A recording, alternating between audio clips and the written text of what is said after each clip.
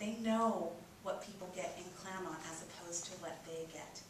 I knew it when I was growing up. I'm going to go down here. Oh yeah.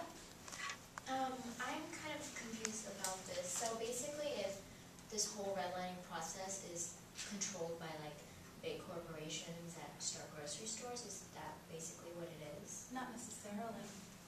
So who's like controlling it? I mean, who's like allowing it to happen? Just following I think you're saying some really good stuff. And as I'm scrolling, I'm getting ready to answer you. Okay, what we're talking about, I'm going to answer you in just a minute. What I was talking about here, I didn't put this up here. Food desert is a bit of a misnomer. Because as we saw, this little circle isn't quite empty, is it? There are places to get food. Not food desert. Food swamp. You can get it, it's just bad for you, and it'll sink you down. I didn't come up with that, some really smart person at the University of Kentucky did, but I like that. She says the idea behind food swamp is that there's a glut of bad food and not enough good food, and that's where she comes up with food apartheid.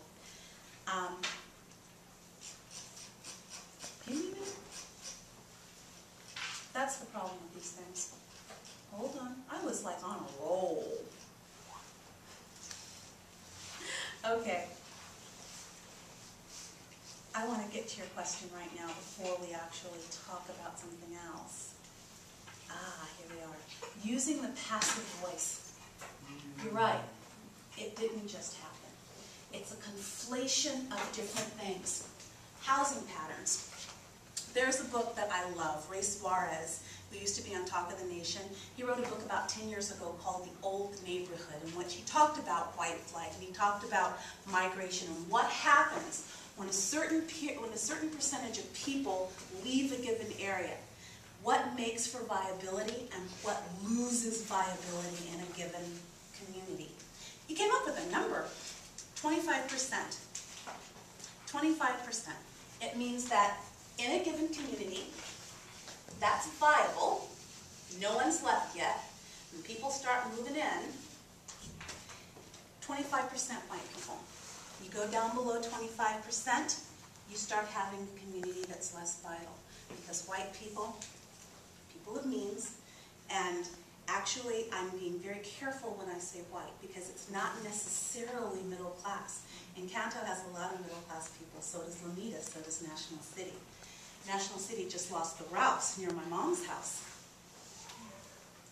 One of 3 full-service supermarkets in all of National City. That's what I'm talking about. So, they're here. Where's my chalk? Oh, it's on your papers. Oh, thank you. Here's my chalk. So we've got all these people here. X's are people of color. O's are Europeans.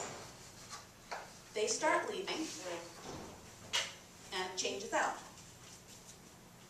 Services stay in. After a certain level, though, it starts tipping. You can see this in City Heights. You can see this in parts of National City. You can see it in Spring Valley. You can see it to a smaller extent in Lemon Grove. All of these inner ring suburbs where people flew from when the inner cities, as they call them, which I think is a racist term, when the inner cities got more populated with black and brown and yellow people, people left. They could, they left.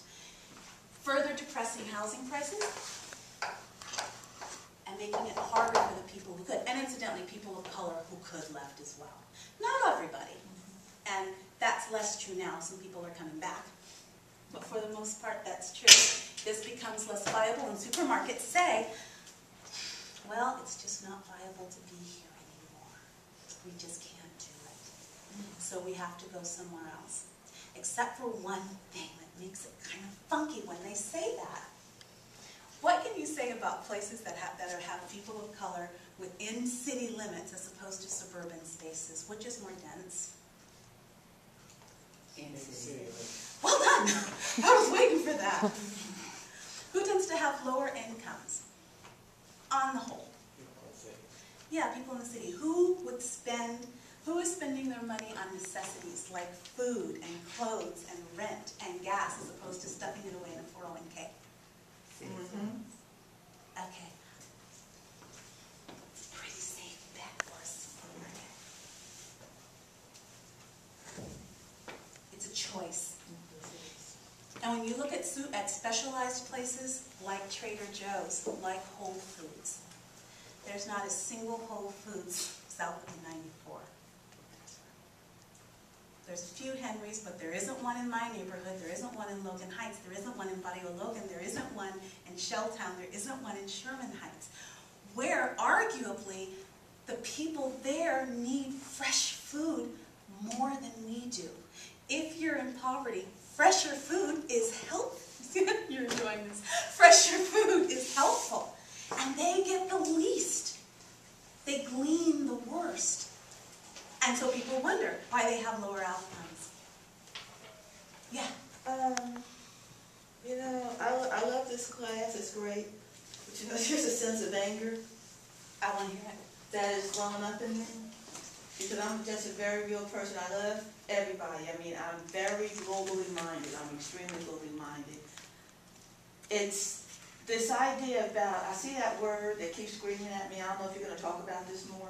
Apartheid? That apartheid thing with the housing that's going on now, I mean, people say we're losing our houses. This is bigger. This is so much bigger because the problem is so horrific. It is so catastrophic. I'm over there saying, well, look at the people in Haiti. I have got to be joking. I have got to be joking. Yes, they've had a situation, but my goodness, we are in more devastation than they are because we can't see it. They know every day that they are dying. I mean, I'm just saying, this is really, it's sad.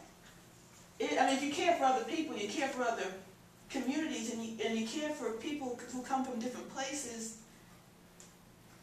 this is ridiculous. And I'm telling you, I'm a web developer, so it's dangerous for me. Because I'm about to get busy.